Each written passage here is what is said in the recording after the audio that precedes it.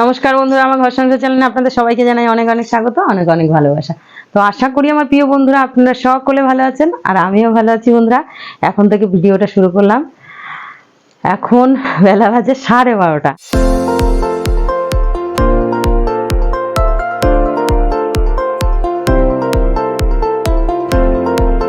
আর সকাল থেকে কোনো কাজকর্ম আজকে শেয়ার করতে পারিনি বন্ধুরা, কেননা আজকে একটা গল্প বলবো আপনাদেরকে।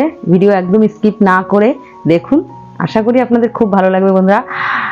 দেখুন বন্ধুরা, আমি বারবার বলছি যে আমার আজকে 1 বছর 3 মাসের জার্নি এই ইউটিউবে, কিন্তু আমার এখনও কিন্তু 4,000 ওয়াচ টাইম কমপ্লিট হয়নি, সেই জন্য আমার মনিটাইজটাও অন হচ্ছে না বন্ধুরা। সবাই তো একটা আশা করে আসে বলেন ইউটিউবে, কেননা এই বছর আমার ছেলের প্রচুর শরীর খারাপ গেছে বন্ধুরা। আপনারা বারবার দেখেছেন আমার ভিডিওতে, যারা আমার নিয়মিত ভিডিও দেখেন, যে আমার ছেলে কিন্তু অনেকদিন হসপিটালে ভর্তি ছিল, সেই কারণে অনেকদিন আমি ভিডিও দিতে পারিনি। তো বন্ধুরা, আপনাদের কাছে হাত জোর করে অনুরোধ যে আপনারা যারা আমার নতুন বন্ধুরা আছেন, আমার ভিডিও দেখতে ভালোবাসেন কিন্তু চ্যানেলটা এখনও সাবস্ক্রাইব করেনি, সাবস্ক্রাইব করে যদি ভিডিও ভালো লাগে সাবস্ক্রাইব করে আমার পাশে থাকবেন, এটা আপনাদের কাছে অনুরোধ রইল। আজকে সকাল থেকে এত কাচাকুচি করেছি বন্ধুরা, আপনাদের একবার কাচাকুচি করে রেখেছি, এখন শুকিয়েছে, এগুলো এনে রেখেছি। বাইরে প্রচুর কাচাকুচি করেছি, প্রচুর। বন্ধুরা, যে গৃহবধূর আজকে গল্প করব তার নাম পারুল। পারুলের বিয়ে হয়েছিল খুব ধনী ঘরে না, মোটামুটি ঘরে, মধ্যবিত্ত ঘরে বিয়ে হয়েছিল। আর পারুল ছিল খুব গরিবের মেয়ে, তার বাবা অনেক কষ্টে সৃষ্টে বিয়ের পণ জোগাড় করে তাকে বিয়ে দেয়।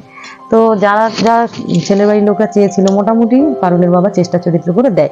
তা বিয়ে হয়, 2 মাস পারুল ভালোই থাকে। 3 মাসের মাথায় কিন্তু পারুলের উপরে অত্যাচার শুরু হয়। ননদ শাশুড়ি সবাই মিলে অত্যাচার শুরু করে।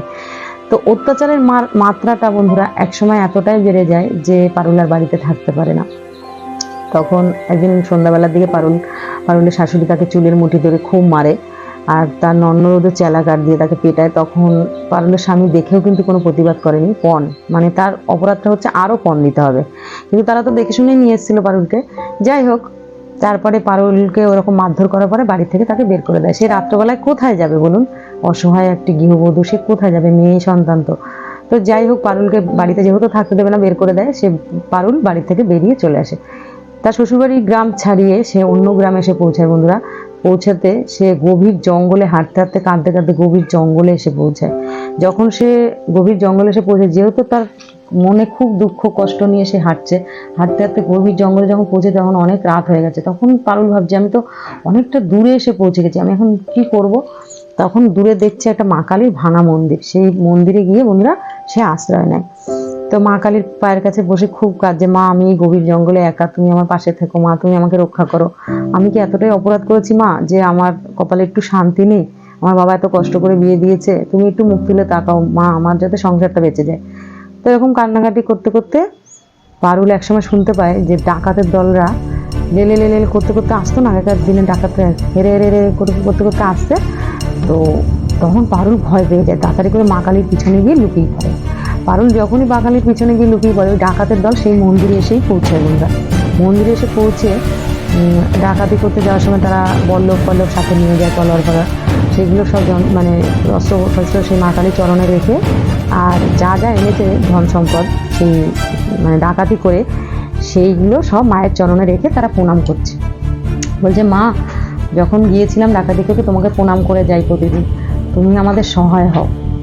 তখন পারুল ভয়ের চোটে আরও কাঁদছে। ওই যে অস্ত্র টস্ত্র দেখেও তো মা কালীর পিছনে লুকানো, ডাকাতরা তো সেটা দেখতে পায়নি যে মা কালীর পিছনে কোনো মানে মানুষ লুকানো।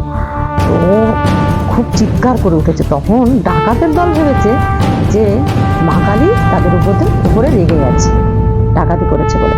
তো বলছে, ডাকাত সর্দার যে, সে বলছে, সে কি রে মা আজকে চিৎকার করে কাঁদছে কেন? নিশ্চয়ই আমাদের কোনো ভুল হয়েছে, আমরা কোনো অন্যায় করে ফেলেছি, চল পালাই এখানে। মা যদি ক্রোধিত হয়ে যায় আমাদের উপরে, তাহলে কিন্তু আমাদের ভস্য করে দেবে, চল এখান থেকে পালাই। তো ডাকাতের দলরা তো পরে কি মরে সেখান থেকে পালিয়ে গেছে বন্ধুরা। ওই ধন সম্পদ সব মানে ভরা ভর্তি মোহর, তারপরে কোনো হয়তো জমিদার বাড়ি লুট করেছিল, তারপরে হিরে, সমস্ত কিছু আর কি, হিরে জহরাত সব কিছু রেখে তারা ওখান থেকে ডাকাতের দল পালিয়ে যায়। পালিয়ে গেলে আর পারুল তো ওখানে বসে কাঁদতেই থাকে, আর ঠাকুরকে ডাকে যে ঠাকুর কি হবে, আমাকে বাঁচাও। তো ডাকাতের দল পালিয়ে গেছে বন্ধুরা। তো পারুল কাঁদতে কাঁদতে কখন ওখানে ঘুমিয়ে পড়েছে, পারুল নিজেও জানে না। সকাল হয়ে গেছে, ভোরের আলো ফুটেছে, তখন পারুল বেরিয়ে এসেছে। মা কালীর পিছন থেকে বেরিয়ে এসে দেখছে ওই সব যে এত ভিড়ে জহরাত, কত ভরা ভর্তি ভর্তি মোহর। তখন টাকা পয়সা মানে প্রচুর সম্পত্তি সব মানে জিনিসপত্র নিয়ে এসছে ডাকাতি করে ডাকাতরা, সেগুলো ভয়ের চোটে সব রেখে পালিয়েছে, যেহেতু মা কালী কেঁদে উঠেছে ডাকাত ভেবেছে, কিন্তু আসলে তো পারুল কেঁদে উঠেছিল।